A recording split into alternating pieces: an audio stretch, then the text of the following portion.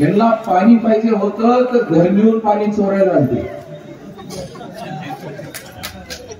यांना पाणी पाहिजे होतं मंगेश पाटील तर कुठून पाणी चोरायला आले लातूरचे?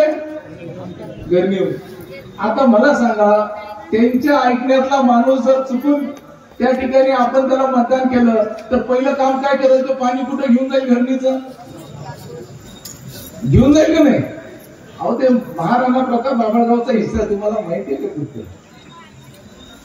मी आपल्या सर्व शिवरानपा जनतेला सांगतो, जोपर्यंत संभाजी पाटील आहे एक थेंब पाणी घरणीतून बाहेर जाणार नाही.